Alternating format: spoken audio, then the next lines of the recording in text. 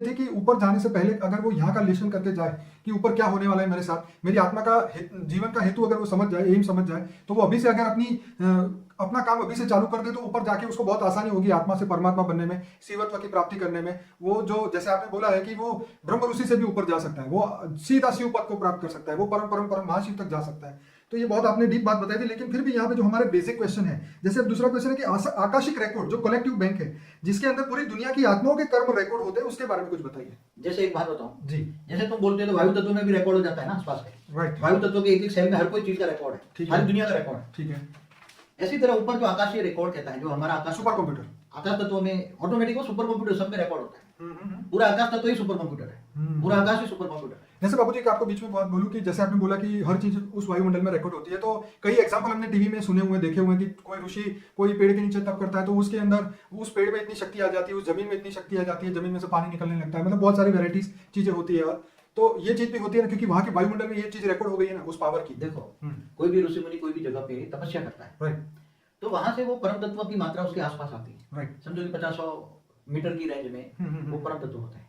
तो वहां वायु भी परम तत्व का होता है, जो पेड़ होता है पेड़ के अंदर भी परम तत्व जाते हैं, वो जो जमीन होती है जमीन के अंदर भी एक कण कण में परम तत्व जाते हैं, गहराई तक परम तत्व अंदर घुसते हैं। जैसे 50 मीटर के जाते हैं तो 50 मीटर जमीन के अंदर तक परम तत्व जाते हैं।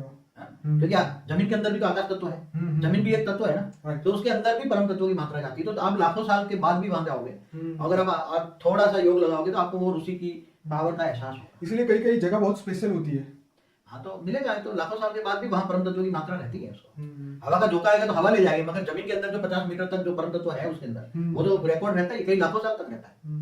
तो अगर इंसान ये सोचे कि मैं अभी यहाँ पाप कर रहा हूँ, कोई मुझे देख नहीं रहा है, तो क्या वो इस पाप से छटक जाएगा? क्या वो इससे निकल सकता है? ऊपर में सब कुछ रिकॉर्ड हो रहा है, राइट, उसका सारा रिकॉर्ड वायुमंडल में भी रिकॉर्ड हो रहा है, राइट, आकाशीय रिकॉर्ड में, सुपर कंप्यूटरों में भी रिकॉर्ड हो रहा है, राइट। और अपनी आत्मा में भी हर कहीं रिकॉर्ड हो रहा है। जैसे बाबू जी आपने एक सेशंस में ये भी कहा था कि जब इंसान पाप करता है तो सोचता है कि इसका फल तो मुझे आगे जाके मिलेगा, लेकिन आपने ये बताया था कि पाप का फल तो है तुरंत ही उसके मन में दुख आ जाता है, तो उसका मन जो है वो भारी हो जाता है। तो दुख जैसे उसने पाप किया तो तुरंत ही मन भारी हो गया। भारी होना जैसे आपने बोला सुख और दुख पहले मन में आता है, तो दुख मतलब विकर्म किया और सामने तुरंत ही सजा मिल गई। देखो कोई भी आत्मा पाप कर्म करती है तो उसकी आत्मा पहले महसूस करती है, उसका मन पहले महसूस करता है, Right. उसका मन महसूस करता है कि मैंने मन खाता है कि मैंने अच्छा कर्म तो नहीं किया, अच्छा कर्म तो नहीं किया। Right. क्यों? कोई भी कर्म आत्मा को इतनी तो पहचान है, अच्छा क्या है बुरा क्या है, इतनी तो पहचान है। उसके मन के अंदर तो बुद्धि में जजमेंट पावर तो है। हाँ। मन इतनी भले तमो प्रधान हो जाए मगर अच्छा क्या है बुरा क्या है कर्म क्या है वो जानती है। इसलिए मन जब कर्म बुरा होता है तो मन खाता है, और जब मन खाता है तो उसका कारण शरीर में डेफिसिट होता है। तो बाबूजी ये हृदय परिवर्तन कब होता है? जैसे सम्राट अशोक ने इतना बड़ा युद्ध किया, उसके बाद में जाके उसको अकल आई और फिर जाके हृदय परिवर्तन हुआ। ऐसा होता है जब कोई आत्मा महापाप करती है।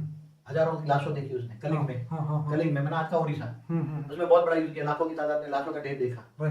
तो उसके अंदर ये हुआ कि मैंने पूरी जिंदगी राज सत्ता पाने में लिए ही बिताई।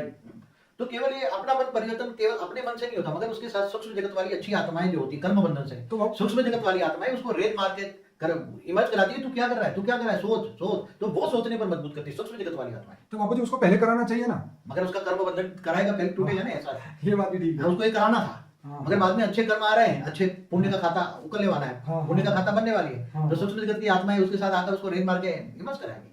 तो इसका मतलब ये है कि अगर हम कुछ बुरा काम कर रहे हैं तो ये समझिए कि हमारा बुरा कर्म आके हमें ये करा रहा है, लेकिन हमें ये भी साथ में रखना चाहिए कि हमारे अच्छे कर्म भी सामने आएंगे और हमारी बुद्धि परिवर्तन होगी। तो ये ऐसा हर कोई नहीं करना चाहिए, ऐसा सोचना नहीं चाहिए। अच्छा, कर्म करने से पहले सोचना चाहिए। राइट। ज्ञानी पुरुष तो सोचने से पहले भी सोचता है कि मैं क्या सोचूं। ज्ञानी पुरुष तो निसंकल्प ही रहता है ज्यादातर, वो परमात्मा की याद में कर्मयोगी जीवन बिताता है, अलमाइटी अथॉरिटी को ढूंढता है ज्ञानी तो आत्मा, और हमेशा कर्मयोगी जीवन बिताता है। उसको तो पता है हर पल पल मुझे परमात्मा से ऑलमाइटी अथॉरिटी से परम लाइट आ रही है, मेरी आत्मा में परम लाइट आ रही है, और परम लाइट आत्मा में आकर मेरा कारण शरीर चार्ज हो रहा है, जन्मों जन्म के विकर्म मुझे साफ करने हैं, जन्म जन्म के पाप मुझे धोने हैं, जन्मों जन्म के पाप की धुलाई करनी है। तो ये समझ ले कि मनुष्य जन्म मिला है तो पाप की धुलाई करनी है। तो मनुष्य जीवन इसलिए तो मिलता है पाप की धुलाई करने के लिए, फिर पाप को धुलाई कर जाओगे तो ऊपर जाओगे।